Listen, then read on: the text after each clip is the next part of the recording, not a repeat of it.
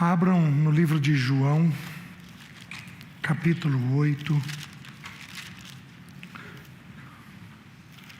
2 versículos bem conhecidos.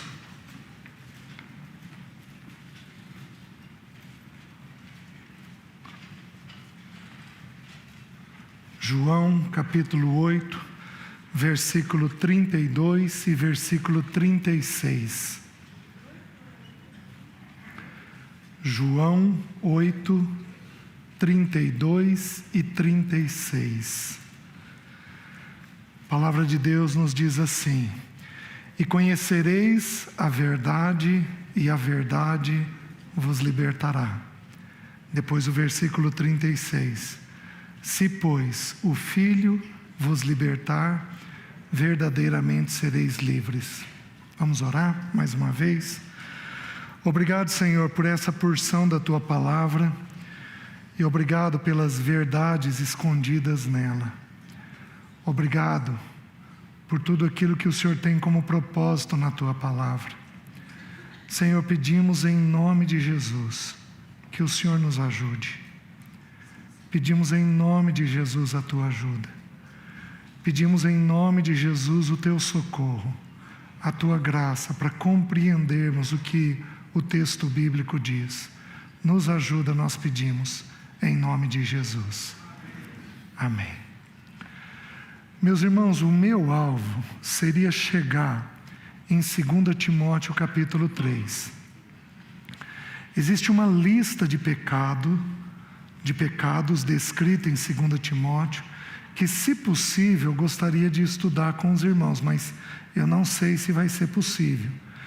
Então eu vou tentar construir, os irmãos vão ter que me tolerar uns minutos aí, eu vou tentar construir com os irmãos um entendimento sobre o assunto da verdade e o assunto da filiação, para nós podermos então chegar na lista de pecados, para a gente compreender o que aquela lista quer nos dizer.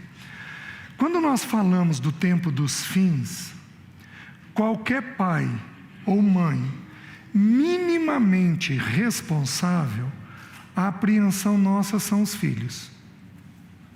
Não tem jeito. Qualquer pai que tiver um mínimo de cuidado, a apreensão que a gente tem são os filhos e os netos, né?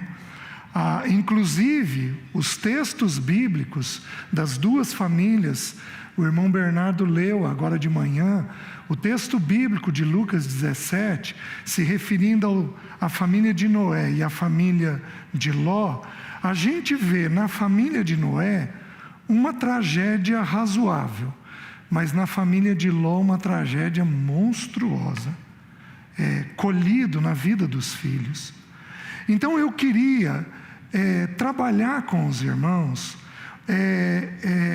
os conceitos de verdade e de filiação, para nós conseguirmos entender um pouquinho o que as listas de pecado têm a falar para nós e para os nossos filhos, né? O texto bíblico aqui, ele está ensinando duas verdades muito conhecidas de nós. Ele está ensinando que a verdade liberta. Simples. Porém, quando a gente fala da verdade, nesse texto, no livro de João, João vai esclarecer que a verdade suprema é Cristo. Porque Jesus falou assim: eu sou o caminho, a verdade e a vida. Porém, há uma outra verdade que a Bíblia também menciona, que é a nossa verdade. Aquilo que nós somos, aquilo que ocorre dentro do nosso coração, os pensamentos que temos, as motivações que temos, os pecados que atingiram a nossa vida, as tendências que cada um de nós tem. Então, a Bíblia nos ensina, por exemplo, no Salmo 36, versículo 9, ele vai dizer assim: na tua luz temos a luz. Então, quando a verdade de Cristo é levantada, nós recebemos uma verdade a nosso respeito. de quem nós somos, do que ocorre dentro de nós. Então, nós precisamos nos aproximar dessa santa luz, desta bendita verdade, que é o nosso Senhor Jesus, mas ao nos aproximarmos desta luz, desta verdade, nós vamos receber uma luz a respeito de quem nós somos. É ali que começa o nosso problema com o Espírito Santo. Porque ali a nossa tendência natural é de fugirmos, é de evitarmos a luz que está sendo incidida sobre nós. Todos nós fazemos isso. A luz, ela traz a natureza de Deus. Deus é luz. Então a luz traz a natureza de Deus, enquanto as trevas trazem a natureza do pecado. A gente costuma pecar de forma escondida, sem que ninguém veja, sem que ninguém perceba, porque a natureza do pecado é uma natureza de trevas dentro do nosso coração. O pecado ele atingiu tanto o ser humano que até os nossos olhos naturais reagem à luz. Se eu começar a olhar para aquela luz ali, olha o que meu olho fez. Ele não dá conta. O pecado nos impactou tanto que nós não damos conta de olhar muita verdade, muita luz, muito rapidamente. Nós não damos conta. Por isso que o Espírito Santo de Deus, ele é muito gracioso com a nossa vida, jogando luz que nós damos conta de suportar. Então ele vai gradativamente, ao longo de muitos anos, revelando determinadas coisas, gradativamente, e nós vamos sendo convencidos desses pecados que ele tenta esclarecer para nós. Porém, o texto bíblico aqui está dizendo que, na verdade, eu sou livre. Então, quando Jesus vem sobre nós e o Espírito Santo revela algo a nosso respeito, se nós admitirmos esta verdade, nós então seremos libertos. Porém, o texto bíblico avança e ele diz assim: se, pois, o Filho vos libertar, verdadeiramente sereis livres. Meus queridos, a pena do Espírito Santo é uma pena interessante, porque ele podia ter colocado: se Jesus vos libertar, verdadeiramente sereis livres. Aparentemente, para mim faria mais sentido, porque Jesus significa o Salvador, aquele que nos tira dos nossos pecados. Então, faria sentido a gente ler o texto e dizer: se pois Jesus vos libertar, verdadeiramente vocês serão livres. Mas ele não falou que é Jesus, ele não falou que é o Cristo, o ungido, aquele que nos dá a entrada no reino celeste. Aliás, é interessante porque, estudando sobre essa palavra esses dias, Jesus, no texto de Mateus, diz assim: vocês vão ouvir muitos dizerem que são o Cristo. E a gente foi ensinado a limitar a nossa mente, que são pessoas que se levantam dizendo: eu sou Jesus, eu sou o Cristo. Porém, nós temos que entender a natureza da palavra. Muitos virão em meu nome dizendo: eu sou o Cristo. Cristo significa o Messias, é aquele que nos toma pela mão e nos dá entrada no reino eterno. Nesse sentido, tem muitos falando isso. O Espiritismo fala isso. Não, você segue o Espiritismo que eu vou dar entrada no reino eterno. Você vai ser um espírito mais elevado. Então é uma forma sutil de nos propor uma entrada na eternidade de uma outra maneira. Muitas religiões fazem isso. Mesmo as religiões aquelas que são tomadas e distorcem aspectos dela: não, eu vou agora explodir esse teatro porque eu vou entrar na eternidade com muitas virgens para me servir. São distorções ligadas à entrada nossa na eternidade. No tempo dos fins, o nosso cuidado não é com quem se chama Cristo, mas é com quem se propõe a fazer o papel de Cristo, que é nos dar entrada no reino eterno. Coube ao Espírito Santo de Deus colocar que quem nos liberta é o Filho. Se, pois, o Filho vos libertar. Meus irmãos, quando você se vê como filho de Deus, acabam-se as ansiedades, acaba-se a depressão, acabam-se as angústias, e o nosso coração encontra pleno descanso em Deus Pai. É ali, na realidade de filhos. Por isso que o texto bíblico ele é tão sério para nós, mostrando que acima de tudo, o irmão já leu hoje de manhã, acima de tudo, o Filho precisa ser formado em nós. O Filho de Deus precisa ser formado. A natureza da filiação precisa ser formada. E isso só vem mediante o Espírito Santo de Deus. Porque não recebestes espírito de escravidão para viverdes outra vez atemorizados, mas recebestes um espírito de adoção, de filiação, baseados no qual clamamos, Abba, Pai. O Espírito Santo que habita dentro de nós, ele quer nos levar a duas realidades: a realidade da nossa verdade e a realidade da nossa filiação. Guarde isso, que eu vou te mostrar isso em outro texto bíblico, para você ver como que faz todo sentido do mundo o que está sendo nos ensinado pelo texto bíblico. Então o Espírito Santo vem, ele nos toma e quer nos ensinar a lidarmos com os nossos pecados, e ele quer nos ensinar a sermos filhos de Deus. Cumpri uma parte da base que eu estou falando. Vou cumprir a segunda base agora com os irmãos. O nosso crescimento espiritual se dá em 3 etapas de acordo com as Escrituras. Nós somos, de acordo com o texto de João, filhinhos, jovens e pais.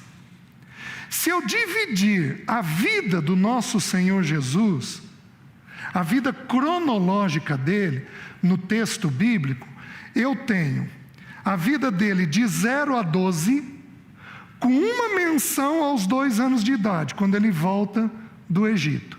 Mas eu tenho de 0 a 12 anos. Depois eu vou ter o Senhor de 12 a 30, quando ele sai para o ministério dele.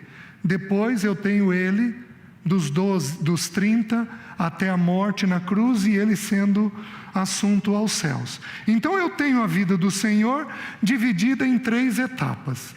Nós temos textos bíblicos que nos ensinam que o nosso crescimento também se dá em 3 etapas. Abram em Marcos capítulo 4. Deixe-me mostrar para os irmãos. Versículo 26.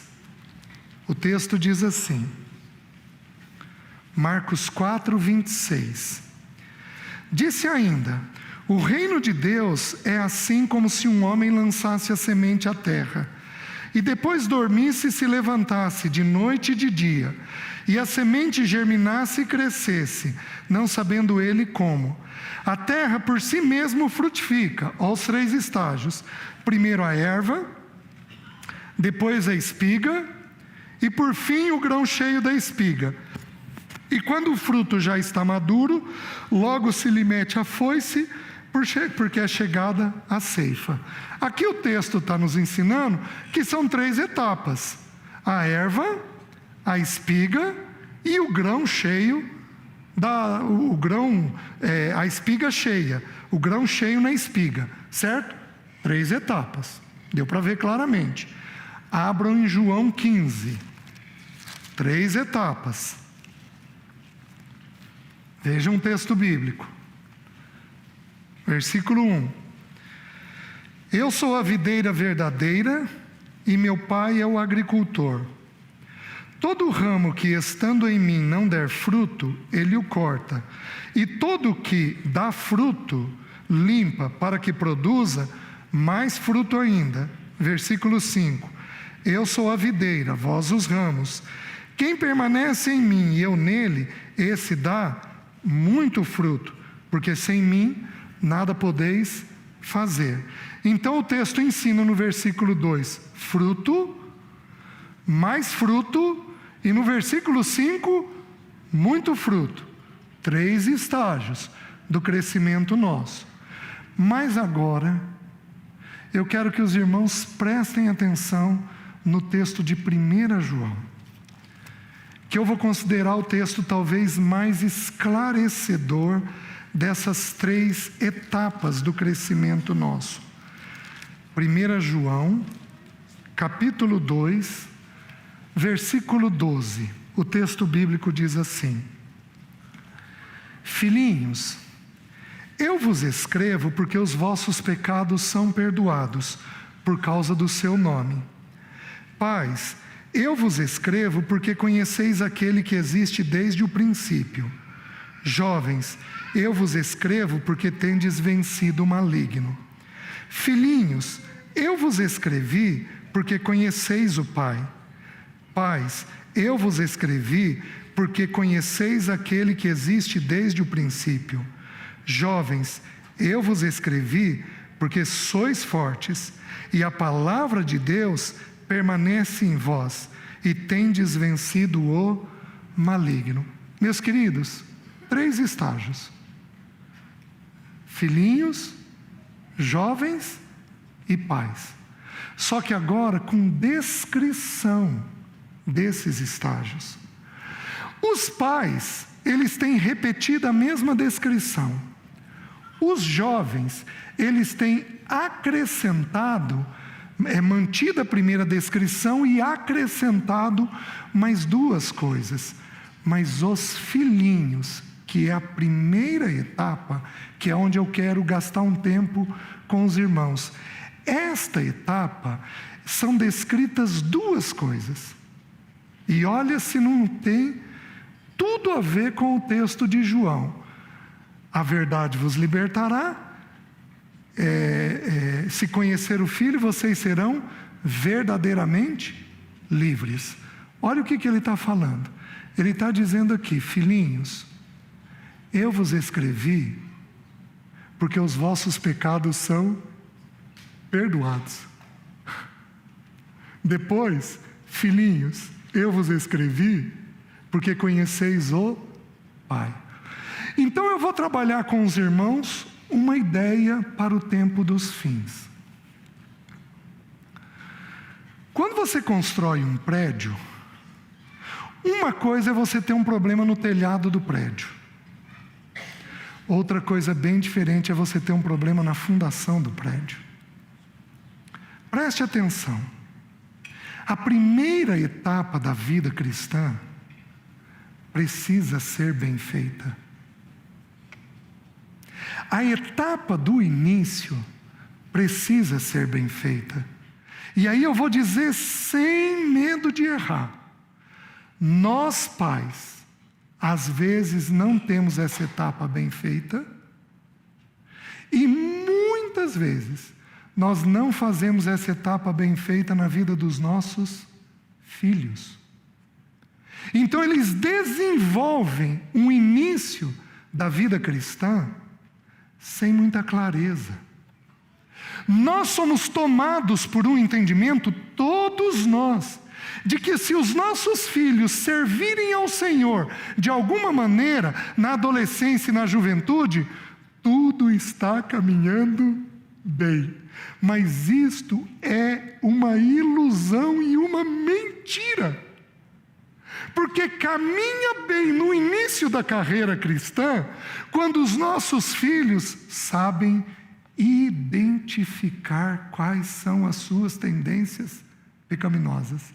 E eles próprios têm as suas experiências com o Pai. Filhinhos, eu vos escrevo porque os vossos pecados são perdoados por causa do seu nome. Filhinhos, eu vos escrevi porque conheceis o Pai. No início da nossa carreira cristã, de todos nós aqui, nós precisamos ter duas experiências muito claras em nós.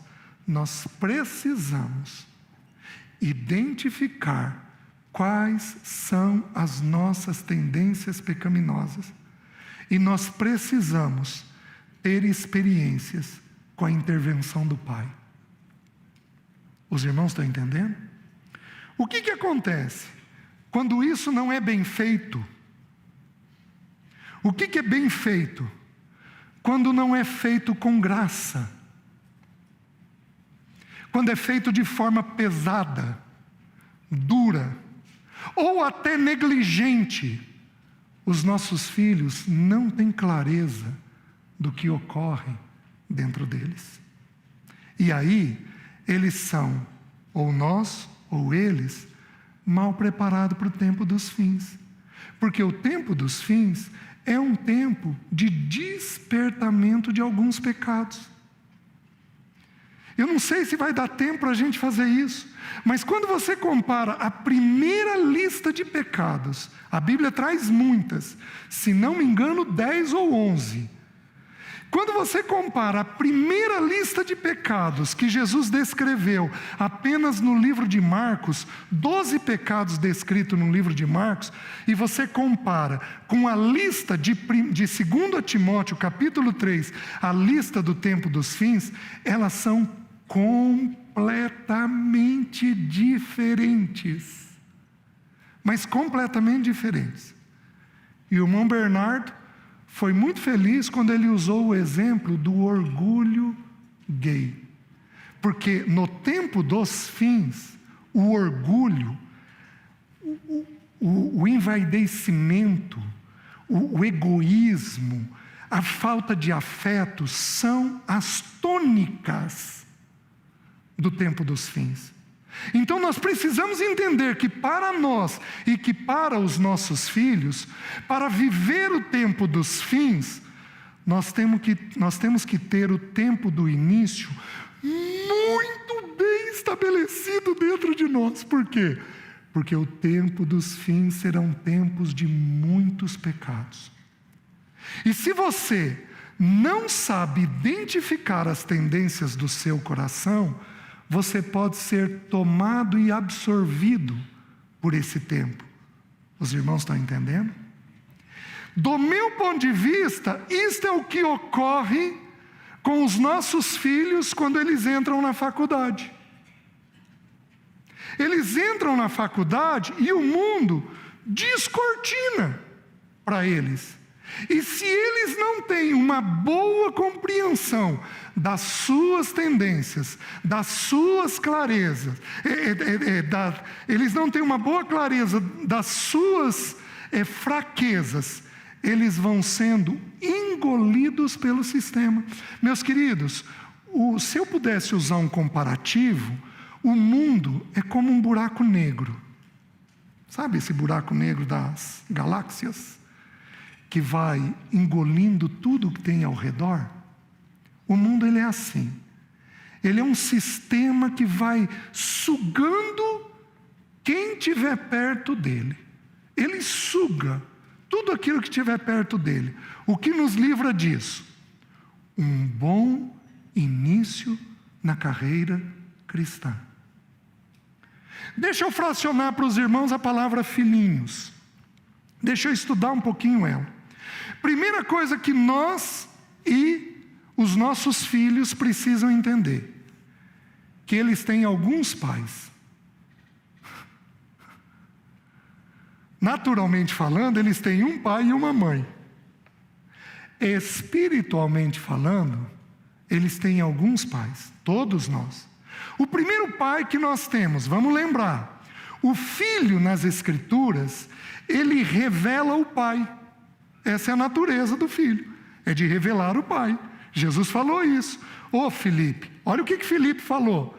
uma coisa que eu nunca tinha observado até cerca de alguns meses atrás, porque eu sempre tomei Filipe por alguém descuidado, mas eu acho que não é. Olha o que ele falou: Senhor, mostra-nos o Pai, e isto nos... Por que ele falou que ter a visão do Pai bastaria? É porque ele tinha compreendido alguma coisa do Evangelho. Quando a gente enxerga Deus Pai e a gente como filho, somos verdadeiramente livres. Ele tinha vislumbrado isso. E o Senhor responde assim para ele: Filipe, há tanto tempo eu estou com você e você ainda não entendeu? Quem me vê a mim, vê ao Pai.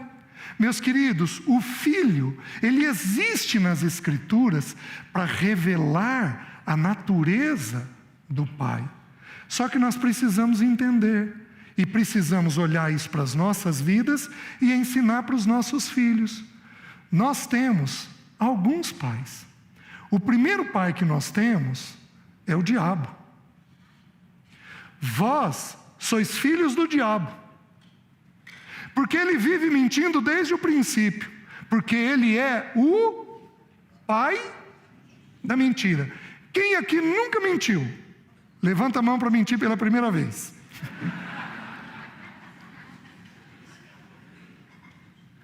A mentira está na natureza do pecado. Primeiro pai que nós temos, o pai diabo. Mentimos, ele é o nosso pai. Ele é quem está agindo em nós.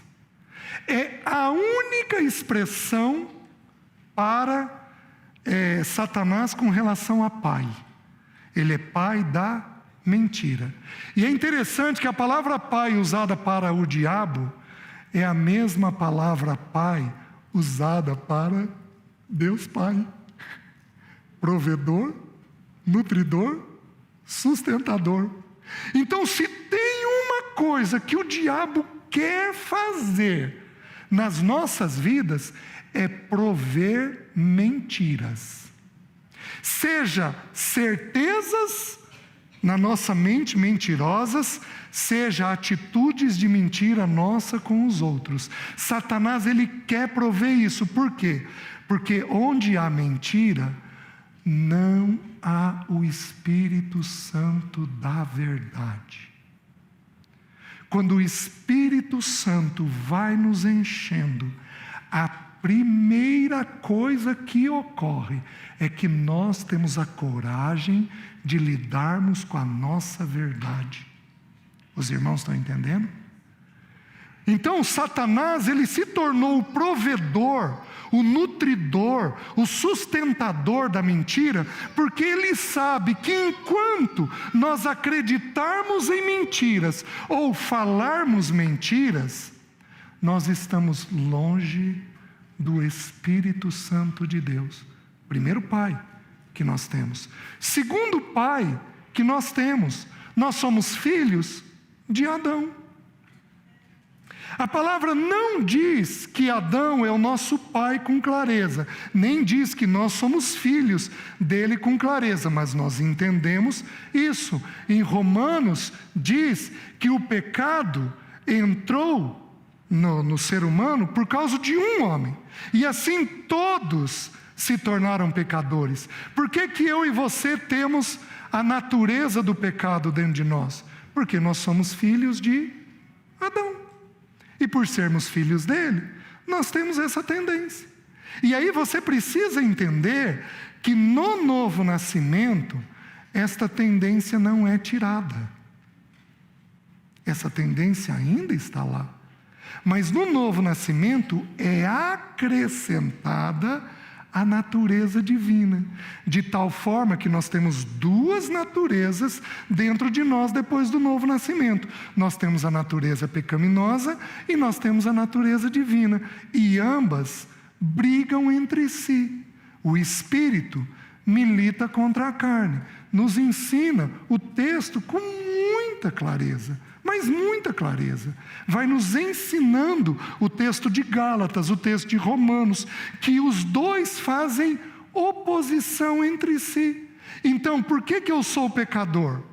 Por que eu peco? Eu peco porque eu sou pecador. Seu filho vai pecar? Vai. Por quê? Porque ele é filho de Adão. Seu filho vai mentir? Vai. Por quê? Porque ele é filho do diabo. E ele tem tendências pecaminosas ligadas à mentira dentro dele. É simples, meus irmãos. Porém, a Bíblia também diz que nós somos filhos, de acordo com Efésios, filhos da desobediência. Então, tem alguém aqui que nunca desobedeceu os pais? Levanta a mão. Salvaguardando as criancinhas, né? Que ainda não tem compreensão. Todos nós já desobedecemos os pais. Por quê? Porque nós somos filhos da desobediência. Nós tivemos por pai a desobediência. Fosse em Satanás, fosse em Adão. Nós também nos tornamos desobedientes. Não apenas isso, o texto segue e diz que nós éramos, não somos mais, louvado seja o nome do Senhor, filhos da ira. Sobre nós repousava a ira de Deus. Por quê? Porque Deus é justo e Ele precisa julgar todo o pecado. Mas louvado seja o nome do Senhor. Ao nos convertermos, nos tornamos filhos de Deus. E a natureza dele é plantada dentro de nós numa semente. Porque o livro de João diz que foi colocado em nós a semente divina. Lembram da erva, da espiga e do grão cheio? 3 etapas. Então, nós também temos uma semente plantada dentro de nós, a semente divina, que vai crescer com o tempo. Então, nós somos filhos do diabo, porque mentimos, filhos de Adão, porque pecamos, filhos da desobediência, porque somos desobedientes. Aqueles que nasceram de novo não são mais filhos da ira, e agora no novo nascimento nos tornamos filhos de Deus. Você entende isso? Você entende que há uma natureza plantada dentro de você? Eu estou esquecendo. Somos filhos dos nossos pais. Abram em 1 Pedro. Volta aí algumas folhas. 1 Pedro 1,18.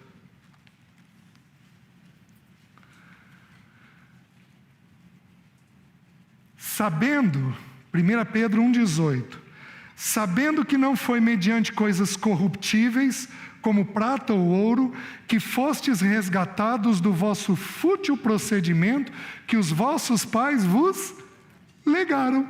Então, há em nós um procedimento vão, fútil, vazio, pecaminoso, que foi legado por quem?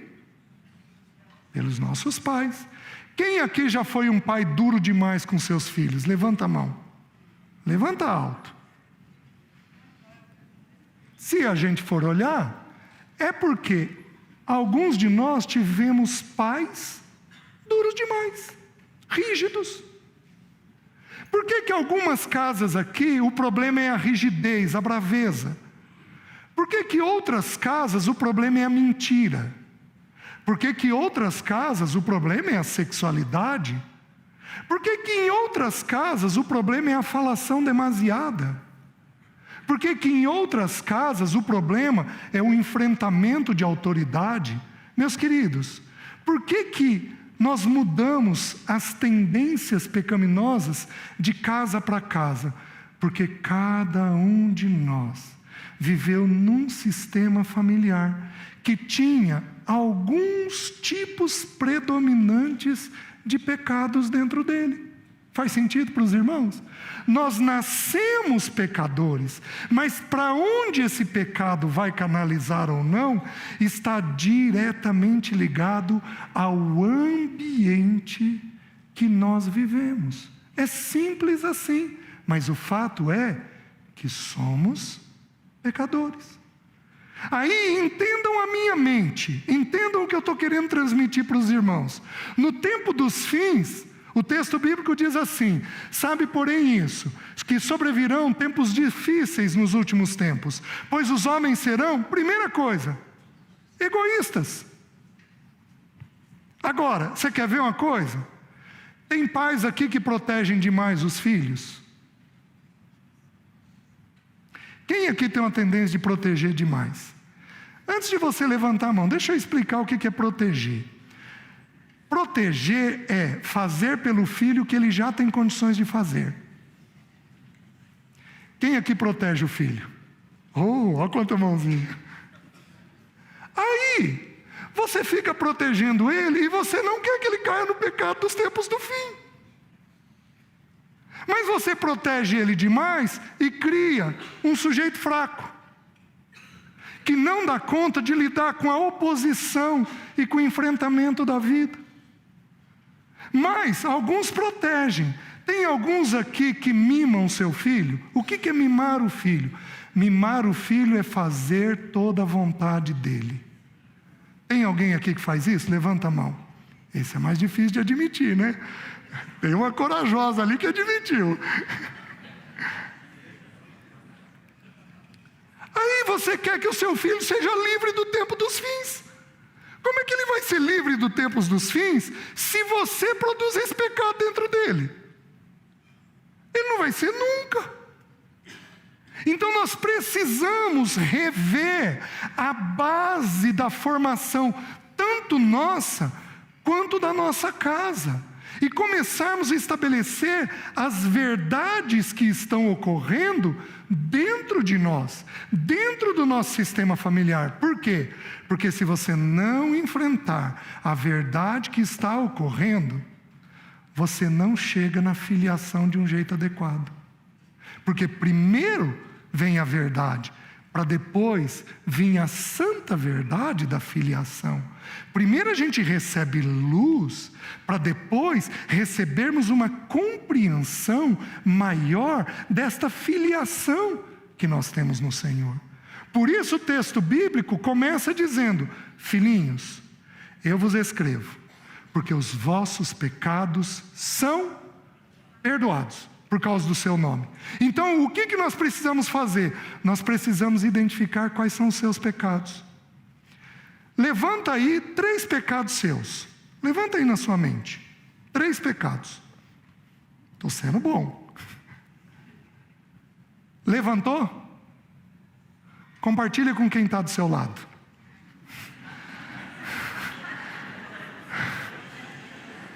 Se for possível.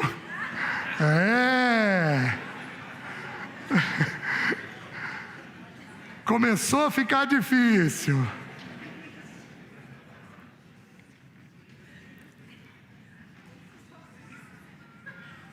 Meus irmãos,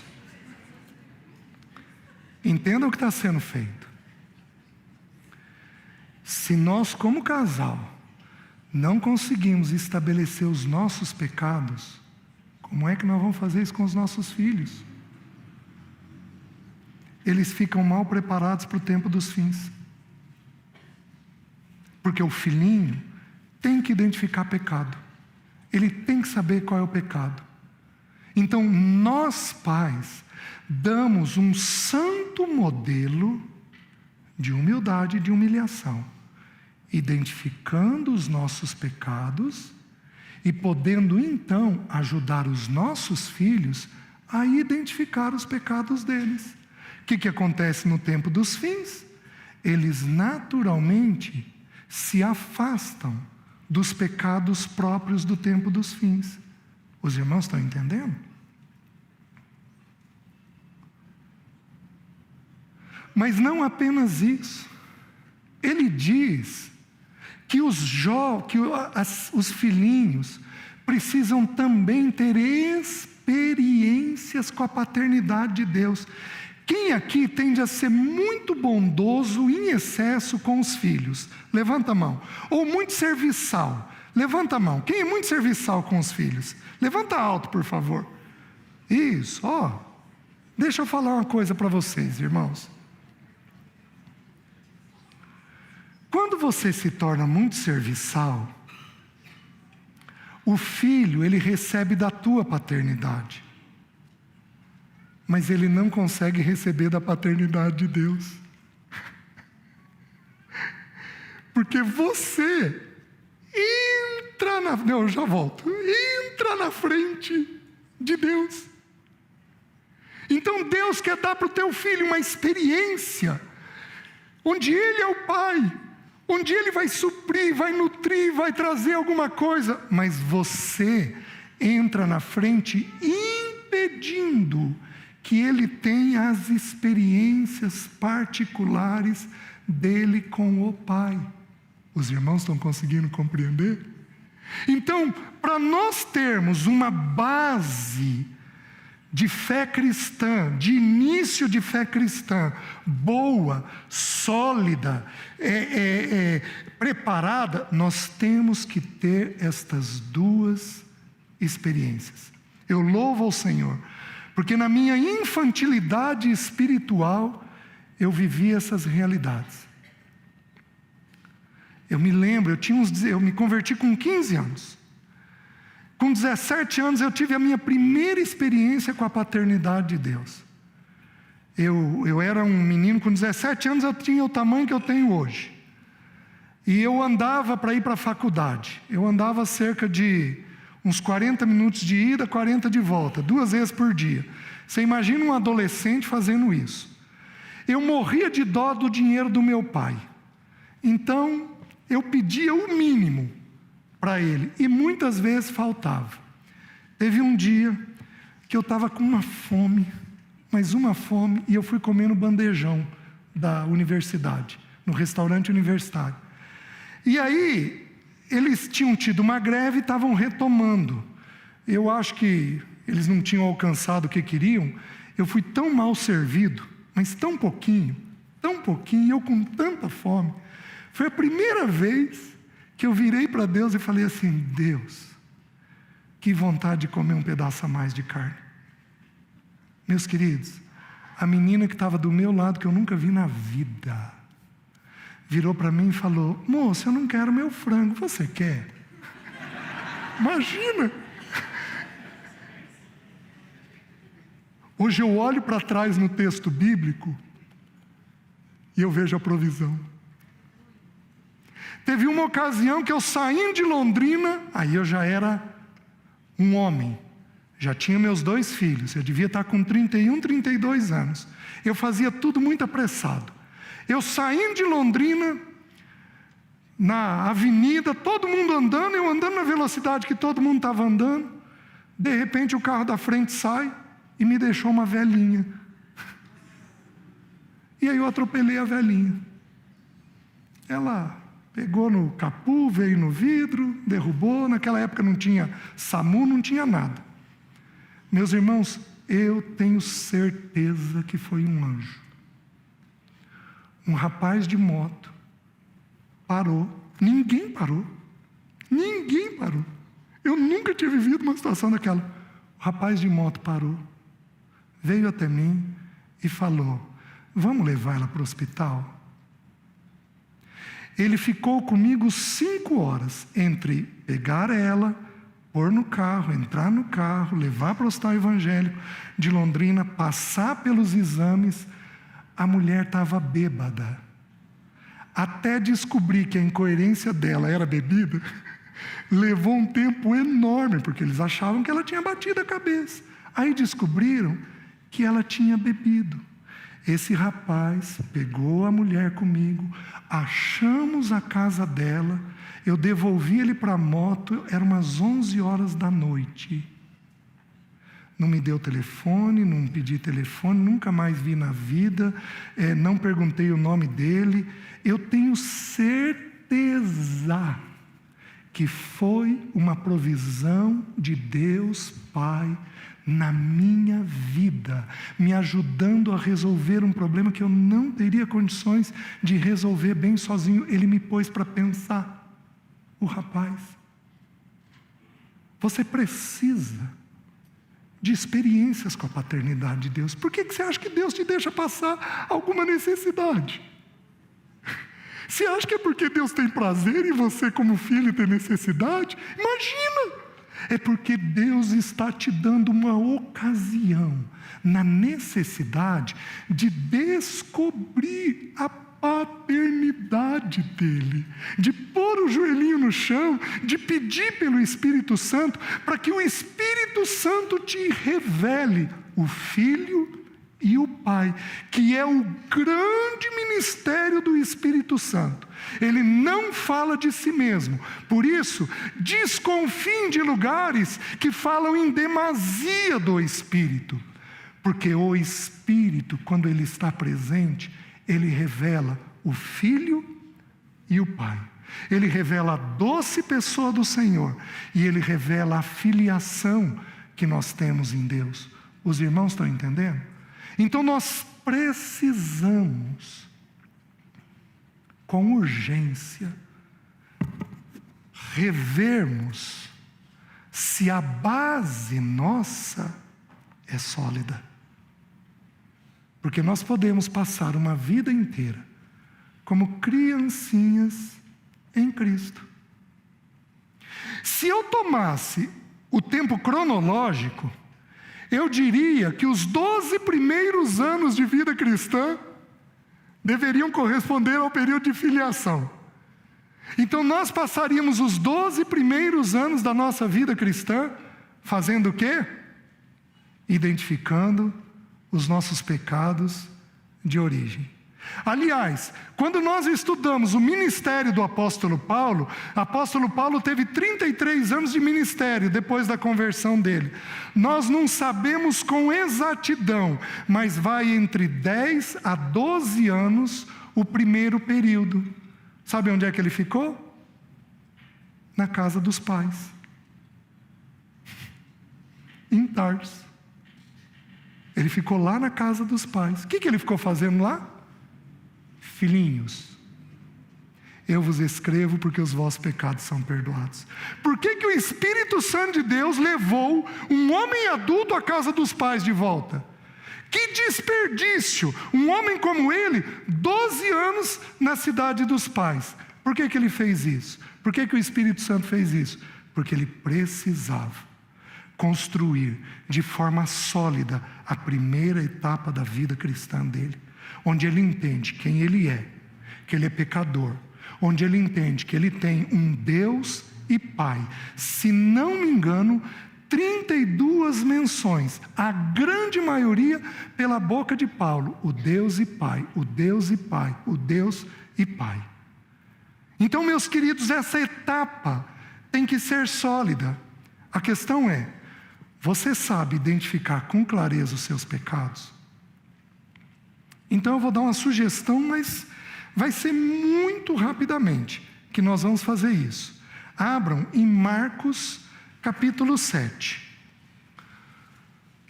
A primeira lista nós vamos considerar a mais sublime de todas. Não que as outras não sejam importantes, mas é a primeira. Ela que vai nos dar a clareza de como é o nosso coração. Paulo diz assim, versículo 20, e dizia, o que sai do homem, isso é o que o contamina, porque de dentro do coração dos homens é que procedem os maus desígnios, a prostituição, os furtos, os homicídios, os adultérios, a avareza, as malícias, o dolo, a lascívia, a inveja, a blasfêmia, a soberba, a loucura. Todos estes pecados vêm de dentro e contaminam o homem. Então Jesus está mencionando os pecados que habitam dentro do nosso coração. E nós temos então que nos deparar com eles. O primeiro que ele descreve, qual é? Maus desígnios. O que é maus desígnios? Maus desígnios é maus pensamentos. É pensar coisas fora da vontade de Deus. É quando você pensa dinheiro do seu jeito e não do jeito de Deus. É quando você pensa casamento do seu jeito e não do jeito de Deus. É quando você pensa filhos do seu jeito e não do jeito de Deus. É quando você pensa sexualidade do seu jeito e não do jeito de Deus. Mas deixa eu facilitar para os irmãos. Alguns aqui pensam muito. Cabeça não para. Não para. O tempo todo. Quem é assim? Levanta a mão. Ó. Nós precisamos entender que nós temos um Espírito que habita dentro de nós, que no novo nascimento ele recebe vida e nós passamos a ter comunhão com Deus, pronto, simples, fácil de entender, e que esse Espírito precisa reger a nossa alma. A nossa alma é o nosso pensamento, a nossa emoção e a nossa vontade. Os 3 elementos da psique humana, da alma humana. O pensamento, a emoção e a vontade. Vamos lá fazer esse gesto para você nunca mais esquecer? 3 elementos compõem a nossa alma: pensamento, emoção e vontade. E a Bíblia nos ensina algumas coisas a respeito dela. Por exemplo, a Bíblia diz que nós sentimos o que nós pensamos. Então, nós temos que entender que tudo que você pensar, você vai sentir. Alguém aqui hoje acordou com um pouco de irritação? Levanta a mão. Levanta alto. Alguém hoje aqui acordou meio triste? Levanta a mão. Olha lá. Alguém hoje aqui acordou ansioso? Levanta a mão. Olha lá. Que outras emoções nós temos? Alguém aqui acordou com raiva? Alguém aqui acordou angustiado, com aquele aperto no peito? Alguém aqui acordou com medo? Sabe por que você acordou assim hoje? Porque ontem, anteontem, 2, 3 dias atrás, você andou pensando alguma coisa que produz essa emoção. Simples. E por isso você foi tomado pela emoção. Então o funcionamento é qual? Eu penso, eu sinto. E aí o que eu penso, eu sinto, eu decido. Aqueles que são mais objetivos, ou talvez os países europeus, que têm uma racionalidade maior, eles tomam decisão baseada no pensamento. Aqueles que carregam mais na emoção, como os países tropicais, que carregam demais na emoção, eles tomam decisão baseado na emoção. Só que tudo começa na mente. É a mente onde inicia tudo. Então, Jesus está nos ensinando aqui o quê? Que a mente de todos nós foi impactada pelo pecado. A mente de todos nós foi tomada pelo pecado. Alguns mais, outros menos. Alguns com racionalidade, outros carregando muito na emoção, mas a mente de todos nós. Então, a primeira coisa que nós temos que identificar é se este pecado habita em nós. Particularmente, eu acho que é um pecado que toca todos nós. Só que alguns, de forma muito evidente. Quantos aqui são ansiosos? Levanta a mão. Aí, olha o tamanho do grupo. Esses tiveram a mente com mais distorção. E aí a mente procura pensar mais, procura resolver sozinho, procura solucionar as coisas. E com isso, nós dependemos menos de Deus. Vocês estão entendendo? Você tem filhos que têm a mente impactada? E aqui nós temos um problema, porque aqueles que são falantes expressam mais os seus pensamentos, mas aqueles que são quietos, nós não sabemos o que passa dentro da mente deles. Por isso, de repente eles podem tomar decisões que nos surpreendem, porque estava lá dentro da mente o tempo todo. Aqui eu quero fazer um parênteses com os irmãos. Quando nós estudamos educação de filhos, nós estudamos de forma fracionada, de 0 a 5, de 6 a 12, de 12 a 18. A gente estuda dividido o tema, né? Então, de 0 a 5 tem algumas características, de 6 a 12 tem outras. E de 12 a 18 na adolescência tem outras. É interessante que o período de 6 a 12 é o período mais perigoso que tem. E nós consideramos que é o período da adolescência. Sabe por que de 6 a 12 é o período mais perigoso que tem? Porque é o período em que a criança absorve e não manifesta. Ela forma conceitos neste período. Só que qual é o problema? O bichinho é uma esponja.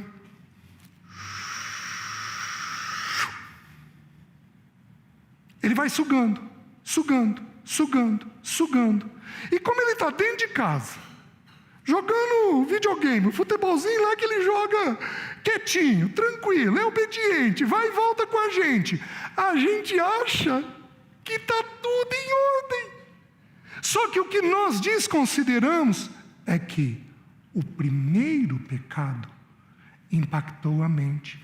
E dos 6 aos 12 é um período de profunda absorção de conceitos.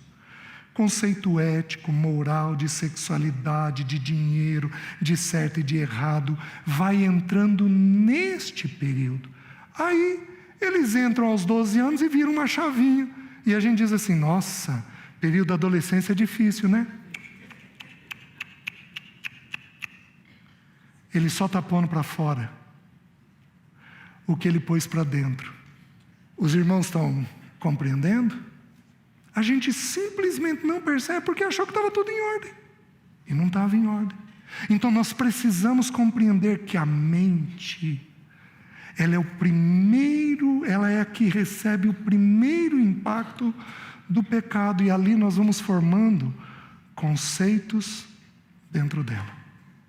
Segundo pecado que é descrito, o texto bíblico diz assim: porque de dentro do coração dos homens é que procedem os maus desígnios. Segundo pecado, a prostituição. Meus queridos, agora ele colocou um pecado sexual.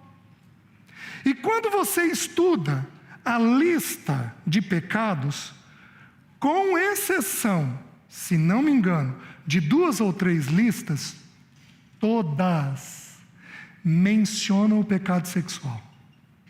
Todas. Por que o pecado sexual é colocado em tanto destaque nas Escrituras? Eu estou pensando alto com os irmãos, eu não vou ter essa resposta. Pensem comigo. Qual foi o pecado de Adão e Eva? Desobediência. De que forma que apareceu? Se viram nus.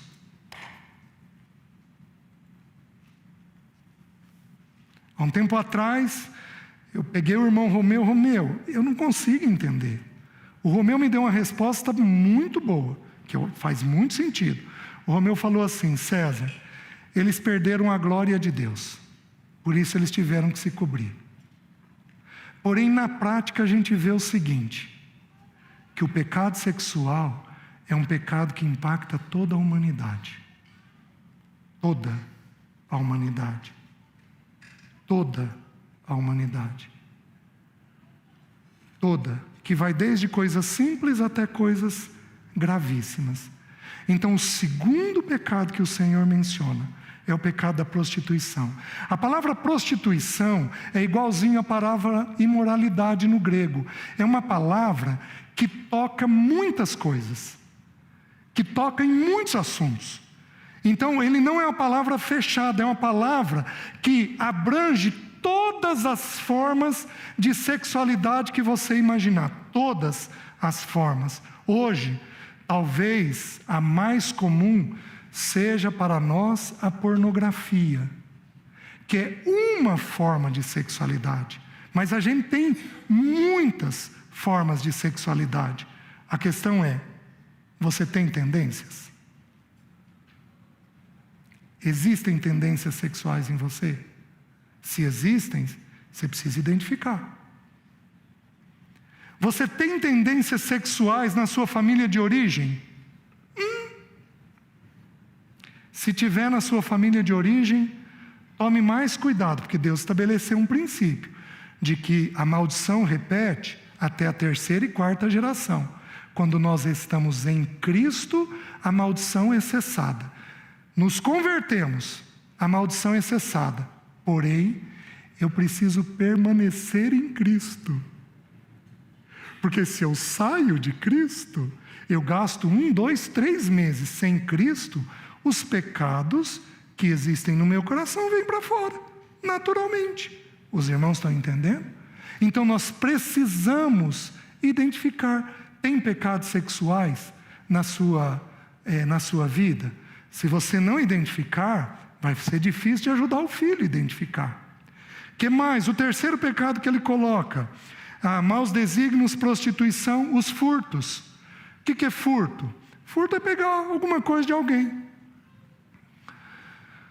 Esse é um pecado que é comum em algumas crianças, e às vezes, se tem, nós vamos ter que ter o cuidado, porque pode crescer com essa tendência, a tendência de lesar. Eu acho que o furto mais comum no meio cristão é o furto do tempo. Nós deveríamos dar tempo para Deus e furtamos esse tempo. Nós deveríamos dar tempo para os nossos e furtamos esse tempo. Então o furto é uma outra tendência. Que outra tendência nós temos? Os homicídios. Aqui, assinala aí. Porque eu acho que é um outro pecado que toca todos nós. Porque eu duvido que nós vamos ter alguém aqui que já matou alguém fisicamente. Porém, a Bíblia nos ensina que o poder da vida e da morte está na língua. Com a língua eu mato ou eu dou vida. Você já matou alguém para sua esposa? Você já falou mal de alguém de tal forma que a própria esposa sua, você já falou com a sua esposa mal de alguém de tal forma que ela própria também perdeu a alegria com aquela pessoa? Oh, queridos, se tem uma coisa que a gente faz, é matar com a língua. Esse é um pecado que nos envolve. E eu vou te dizer uma coisa: é possivelmente um dos pecados que mais roubam o vigor espiritual da família. É a crítica entre nós. Vocês vão ver que vai aparecer mais ainda no texto, né? Então nós temos ali o pecado do homicídio. O que mais? Os adultérios. O que é adultério agora? Adultério é estar com alguém que não te pertence, seja em pensamento, porque Jesus ampliou o conceito de adultério. O conceito de adultério antigamente era apenas ir para a cama com alguém que não te pertencia, porém Jesus ampliou e Jesus falou: todo aquele que na sua mente pensar já cometeu adultério. Então o que é o adultério? O adultério é você estar com alguém ou em pensamento ou fisicamente, e esse alguém não te pertence. Sexualidade pertence a nós e ao parceiro que Deus nos dá. A mais ninguém. A mais ninguém. Pertencem a 2 pessoas, se você for casado. Se você não é casado, pertence apenas a você. Sexo não é uma coisa para ser dividida com os outros, com exceção do casamento. O que mais nós temos? Os adultérios, a avareza. A palavra avareza aqui, ela é curiosa, porque nós fomos ensinados que a avareza é o quê? É o mão de vaca. Essa expressão cabe no país inteiro, né? O muxiba. Não cabe em algumas regiões. É o mão de vaca, é aquele que é seguro demais. Porém, você sabe o que significa avareza, né? Essa palavra vai aparecer no tempo dos fins novamente, mas é outro original, nos é traduzido por avareza, mas tem outro sentido. Sabe o que é avareza aqui? O desejo de possuir. Aí eu vou te falar uma coisa: pessoas gastonas são avarentos. Porque qual é o conceito de avareza? O desejo de possuir. Meus queridos, por que eu estou indo tão contra o que foi falado ontem? Porque o que foi falado ontem é sobre enchimento do Espírito. Por que eu estou falando sobre a carne hoje? Porque um faz oposição ao outro. Se você entra nesses pecados, você perde a vida do Espírito dentro de você. Então, para preservar a vida do Espírito, você tem que identificar esses pecados. Então, quem são os avarentos aqui no nosso meio? São aqueles que têm desejo de possuir. Deixa eu te fazer uma pergunta, minha irmã. Você já comprou um sapatinho que você não precisava?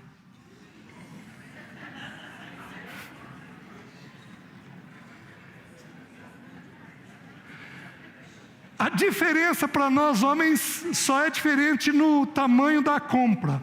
Homem, você já comprou um carro que você não precisava? Você já comprou uma ferramenta que você não necessitava, mas comprou para ter? Meus queridos, quando nós fazemos isso, de acordo com o texto bíblico, nós estamos sendo avarentos. Agora, você quer ver a gravidade disso? A avareza é idolatria. No pecado da avareza, no pecado da compra desnecessária, nós temos um espírito maligno agindo nele. Porque a Bíblia ensina que atrás de todo ídolo se oculta um demônio. E Satanás sabe que a característica do tempo dos fins é o Senhor Mamon. Por isso esse é um pecado que nós precisamos cuidar. No tempo dos fins, em Abraão e Ló, nós vemos riqueza. Nós vemos dois personagens, se for possível nós vamos estudar, lidando com dinheiro de forma tão diferente um do outro, mesmo eles sendo ricos, mas lidando com dinheiro de forma tão diferente um do outro. Então, o dinheiro, o pecado que envolve o dinheiro, é um pecado que vai envolver uma ação maligna maior. Eu tenho 2 minutos. Os adultérios, a avareza, as malícias. O que é a malícia? A malícia é quando você tem pensamentos e desejos maus, propósitos e desejos maus. Você quer fazer algo que Deus não quer, você pensa de um irmão de um jeito que Deus não tem. Isto é malícia. É quando você julga os outros de forma indevida. É interessante, existiu um pregador norte-americano, um televangelista famoso, que ele foi descoberto num pecado sexual.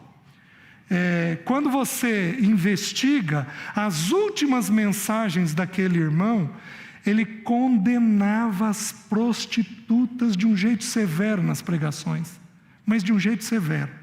Ele condenava. Por que ele estava falando aquilo?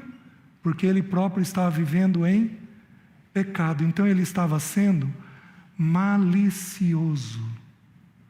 A gente atribui intenção, a gente põe propósito na vida dos outros, a gente julga os outros de forma inadequada, a gente age com os outros tendo pensamentos indevidos a respeito do outro. Que mais? Ele também diz assim, as malícias, o dolo. O que é o dolo? O engano. Queridos, não me saia de casa escondido da sua criança pequena. Mas César, ele vai abrir o bocão. Não saia de casa escondido com criança pequena. Isto é engano. Deixa a criança enfrentar o que ela tem que enfrentar. Não tapeie, não iluda, não engane. Porque isso não provém do Senhor. Também não diga tudo que você quer, tudo que você pensa, não. Porque verdade também tem uma hora certa de ser dita. Porém, não engane. Isso é o pecado do dolo. Não omita informação que é para vir para a mesa.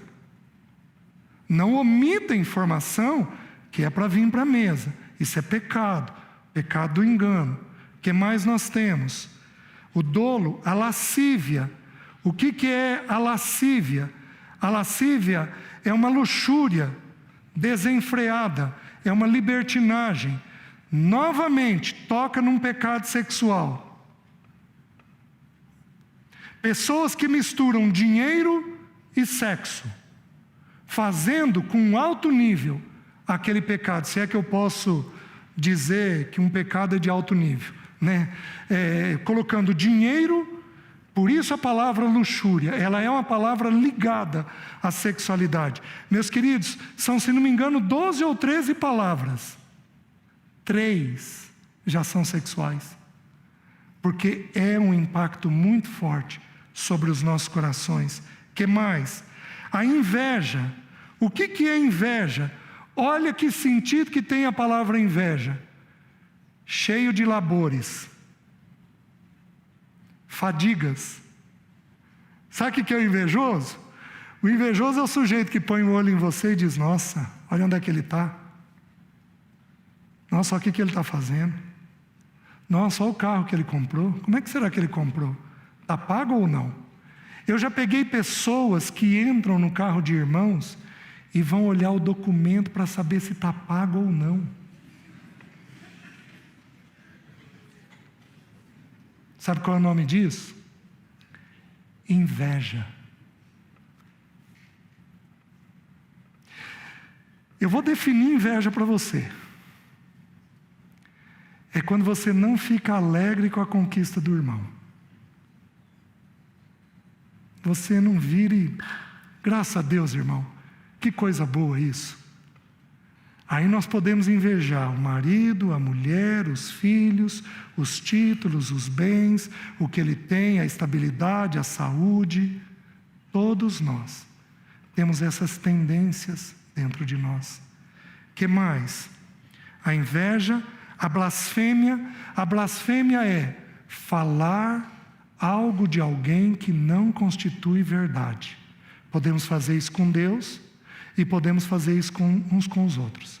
É tão severo esse pecado que quando a blasfêmia é contra o Espírito Santo, ela não é perdoada.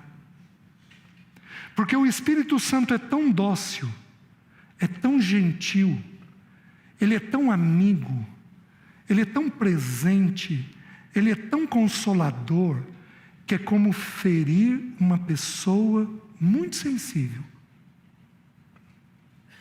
É um pecado quando feito contra o Espírito que não é perdoado. Porém, a blasfêmia é atribuir intenções, julgar e falar de pessoas de tal forma que aquilo não constitui verdade. Que mais? A blasfêmia, a soberba,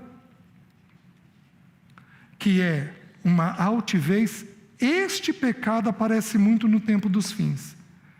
Porque o orgulho, a soberba, a altivez, são várias palavras que expressam coisas diferentes. A soberba, ela está ligada a uma avaliação excessiva de si mesmo. Quem aqui é perfeccionista? Levanta a mão. Alto. Os perfeccionistas têm risco de ser soberbos. Por quê? Porque, como o próprio nome diz, eles são perfeitos. Eles agem com uma perfeição muito grande. Então a tendência dessas pessoas é achar que tudo aquilo que ela está fazendo está certo e correto. Os irmãos estão entendendo? Então é uma avaliação excessiva que fazemos de nós mesmos. Aliás, você fala bem de você? Porque a ordem nas Escrituras é muito simples. A ordem nas Escrituras é falar bem do outro. Não seja a tua própria boca que te louve, e sim a de outrem. Vamos fazer um exercício. Se você conhecer, faz um elogio a quem está do teu lado aí. Faz um elogio do outro. Agora não vai me dizer assim: oh, mas eu sou um cabra bom, hein? Até elogiando ele eu estou.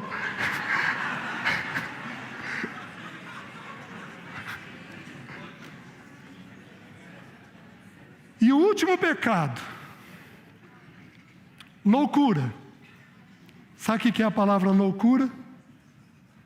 Nécio, insensato.